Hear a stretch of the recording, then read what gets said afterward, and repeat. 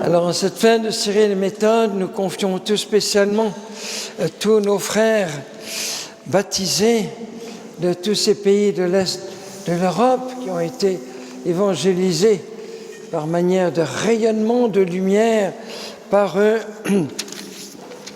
Donc, tous ces pays de Pologne, Tchéquie, Bulgarie, etc., Slovénie, Slovaquie, Russie, Ukraine, prions pour la paix en Ukraine, pour toute la Russie. Vous savez que c'est eux qui ont inventé le fameux alphabet cyrillique du nom de Saint Cyril pour pouvoir rendre compte de toutes les sonorités des différentes langues slaves. Je vous confie spécialement notre 40e prêtre, passé par Jeunesse Lumière, qui est ordonné en ce moment même en Tchéquie, un prêtre tchèque à Prague.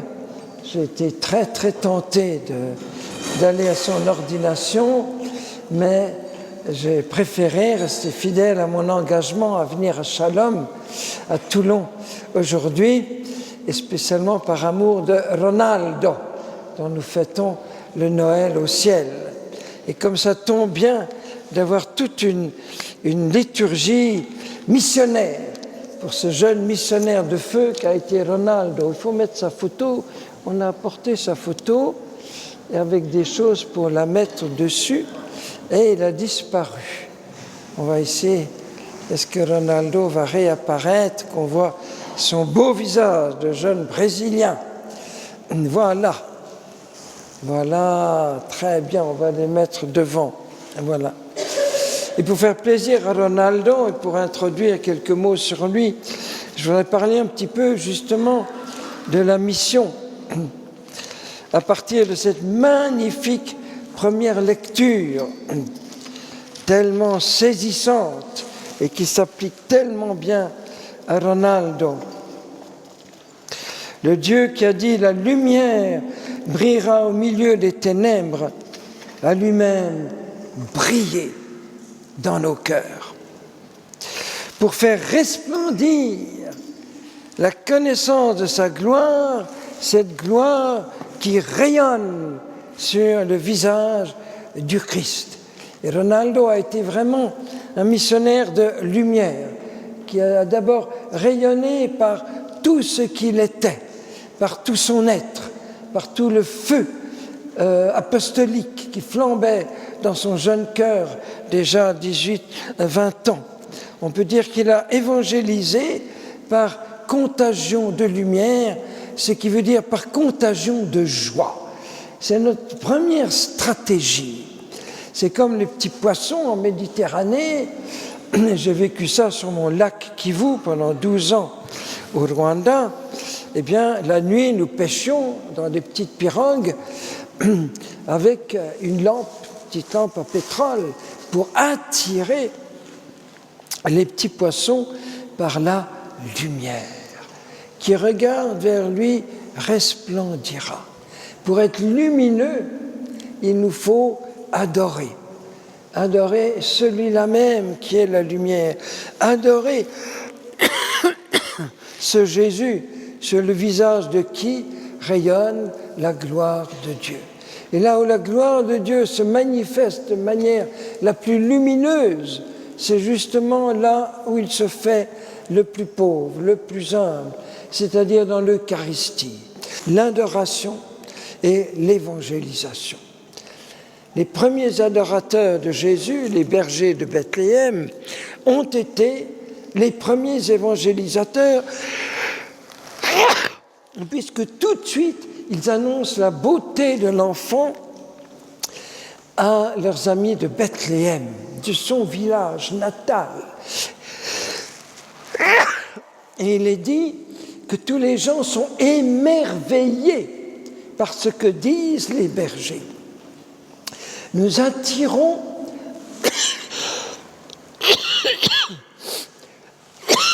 par le rayonnement de la beauté des mystères de Dieu. Ronaldo était un beau jeune homme, mais à travers sa beauté physique, resplendissait sa beauté spirituelle. Attends, il faut déposer ça quelque part, voilà. Voilà. Et nous voulons émerveiller les gens, émerveiller les païens par la splendeur lumineuse des mystères de Dieu qui se fait tout petit enfant, d'un Dieu qui vient partager toute notre existence, qui veut tout connaître de ma vie, depuis l'instant de ma conception, à travers toute sa gestation, toute sa vie quotidienne à Nazareth, toutes nos passions, nos agonies, même notre mort, tout, il a voulu tout épouser, tout connaître pour nous ouvrir son royaume, nous amener au ciel. Mais quelle beauté, mais quelle splendeur! Nous voulons émerveiller les gens. Et nous émerveillons les gens par notre propre émerveillement, par notre propre lumière. Donc plus nous adorons, plus nous nous laissons émerveiller par l'humilité du Seigneur, comme Ronaldo qui passait des heures en adoration dans la petite chapelle de la communauté Shalom à Fortaleza, eh bien, on en devient lumière et on attire par la lumière. Et la lumière, c'est la joie. Dans toute l'écriture, c'est connexe. Voilà, la joie, c'est la lumière qui se diffuse. On pourrait chanter avec la liturgie « Joyeuse lumière » ou joie lumineuse, c'est la même chose. Donc on évangélise par contagion de joie, en partageant notre simple bonheur d'exister, notre simple joie d'être enfant de Dieu. Ce qu'a fait tellement bien Ronaldo parmi tous les jeunes de Fortaleza et tous les jeunes du reste du Brésil qui venaient à ces rassemblements de jeunes qu'il aimait organiser. Vous voyez comme la lecture nous parle tellement fortement. Et puis, Ronaldo avait compris de manière saisissante que aujourd'hui, faire connaître et aimer Jésus, ou plutôt donner Jésus, parce qu'évangéliser, c'est pas une bonne nouvelle, c'est pas on annonce une bonne nouvelle, c'est donner la personne même de notre Créateur, de notre Sauveur, proposer une rencontre vivante, personnelle avec lui. Et Ronaldo avait vraiment ce charisme, justement, comme Jean-Baptiste, il a été un petit Jean-Baptiste les quelques 10 dernières années de sa vie, de l'âge de 15 ans à 25 ans, un petit Jean-Baptiste, amenant les gens à rencontrer Jésus. Voilà, comme pour Pierre, comme pour André et l'évangéliste Jean, à qui Jean-Baptiste dit simplement « l'agneau de Dieu, c'est lui », en posant, en rivant son regard sur le visage lumineux de Jésus. Et les deux disciples de Jean-Baptiste quittent Jean-Baptiste, suivent Jésus à cause de ce regard tellement beau, fixé sur la beauté de Jésus. C'est pas la parole, voici l'agneau de Dieu, qui les bouleverse, c'est le regard de Jean. Et on évangélise autant par son regard, même plus par son regard et par ses larmes que par sa parole. Il faut la parole évidemment aussi, mais les larmes. Je connais un jeune homme à Versailles, alors son camarade dans son école lui arrache sa croix, la jette par terre. Alors lui, il veut se mettre en colère contre son camarade, et au lieu de cela, il tombe à genoux et se met à pleurer sur sa croix. Et le camarade est bouleversé par les larmes de ce jeune, parce qu'il a compris que s'il pleure de tristesse pour Jésus qui est insulté, c'est que Jésus est pour lui un amour et non pas une théorie, vous voyez. Je connais un jeune qui a renoncé à se suicider parce que, juste avant, il y a un jeune pasteur évangélique qui, dans le bus, lui a posé sur lui un tel regard d'amour qu'il s'est dit « s'il peut y avoir tant d'amour dans un seul regard, la vie vaut la peine d'être vécue. » Un regard peut sauver la vie. Et Ronaldo avait compris qu'aujourd'hui, évangéliser, c'est faire reculer la souffrance dans le monde. Parce que 90-95% de la souffrance vient de quoi? Du péché. Des milliards de péchés qui actualisent aujourd'hui le péché originel, ces milliards de péchés d'égoïsme, de jalousie, d'impureté, d'orgueil, etc., etc., qui font tellement souffrir eux-mêmes et tout autour d'eux. Quelqu'un qui est orgueilleux, jaloux, impur, tout ce que vous voulez, il fait souffrir. Et il n'y a que 10% de la souffrance dans le monde, à peine, qui sont dues aux catastrophes naturelles. À Toulon, il n'y a pas tout le temps, tous les jours, des volcans qui explosent, des tsunamis, des tremblements de terre, etc., etc. Mais que de gens souffrent de l'égoïsme, etc., etc. Voilà. Et quand on apporte Jésus, quelqu'un qui est orgueilleux, jaloux, impur, égoïste, etc., etc., il devient doux, humble. Et au lieu de faire souffrir autour d'eux, il donne du bonheur. Car on aime vivre avec quelqu'un de serviable, généreux, plein d'amour, d'attention à tous, tout entier donné, voilà. Et Ronaldo, parce qu'on a beaucoup discuté tous les deux sur une plage de Fortaleza, justement de ça. Et nous avions conclu ensemble, vraiment, tous les deux ensemble, que apporter Jésus, c'est faire reculer la souffrance dans le monde.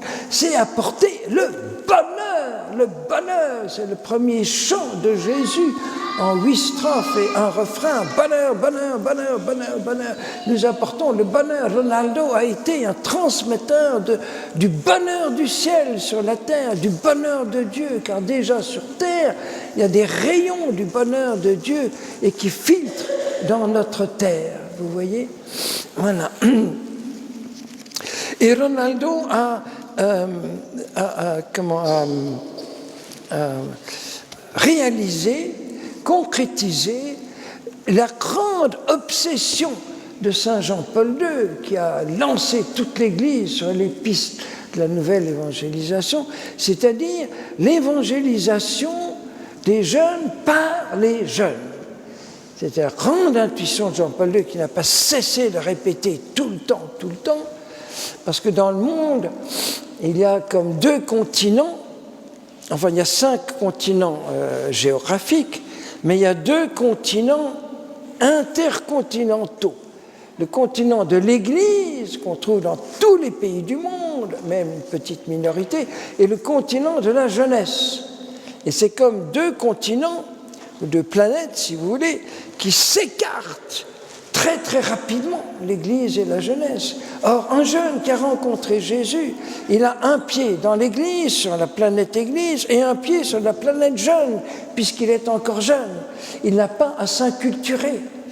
Et c'est pour ça que Ronaldo rêvait d'école d'évangélisation au Brésil, parce qu'il avait compris que les meilleurs missionnaires, pour ceux de leur propre génération, sont les jeunes.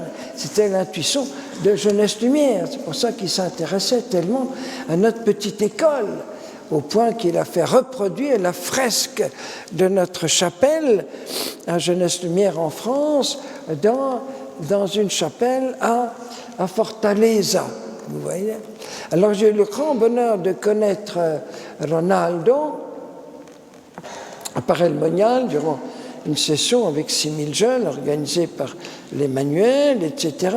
Et il m'a invité l'année suivante à venir animer un grand rassemblement de jeunes dans un petit stade à Fortaleza, donc dans le nord-est du Brésil. C'était la première fois que j'avais l'immense grâce d'aller au Brésil. Voilà.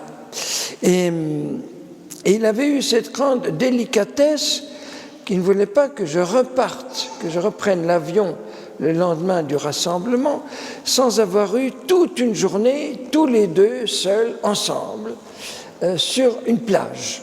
Voilà, on a même fait du bateau, un petit truc en bateau. Il me disait, tu as droit aussi à avoir du repos, de la détente. Et c'est comme ça que nous avons beaucoup échangé sur tout ce que je viens de dire, sur l'évangélisation, voilà. Et c'est Ronaldo qui dira cette phrase tellement forte, tellement belle: mon plus grand désir, c'est de donner ma vie en faveur de l'évangélisation des jeunes. Donner ma vie pour eux. Voilà. Et ce qui est très marquant, c'est qu'il avait un caractère assez rebelle, assez révolutionnaire. Ce n'était pas un enfant facile. Il avait vraiment à un moment, il avait été séduit par les idées communistes, voilà, qui étaient très prônées à l'époque, avec la théologie de la libération, le marxisme et tout ça. Mais ce qu'il a tenté dans le marxisme, c'était justement ce caractère entier, un peu révolutionnaire. On va changer le monde, les lendemains qui chantent, etc. Il s'est laissé un peu séduire avant sa rencontre avec Jésus à travers la communauté Shalom. Et il y a une parole de notre pape François, justement à Rio de Janeiro, lors de la grande JMJ l'année dernière, que Ronaldo aurait beaucoup aimé. Voilà. Aujourd'hui, un chrétien n'est pas chrétien s'il n'est pas révolutionnaire. À vous les jeunes, je vous demande, soyez révolutionnaires. Je vous demande de vous révolter, de vous rebeller contre cette culture du provisoire, cette culture du rejet, de la mort, etc. Voilà, se rebeller contre une anticulture, tout ce que j'évoquais aujourd'hui dans les enseignements. Et Pape François dit, rebellez-vous, voilà, soyez des révoltés, voilà, la vraie révolte de l'amour qui ne tolère pas le mal, qui ne tolère pas la souffrance qu'engendre le mal, qui ne tolère pas le péché et toute la souffrance qu'engendre le péché, voilà. Donc, rebellez-vous, voilà.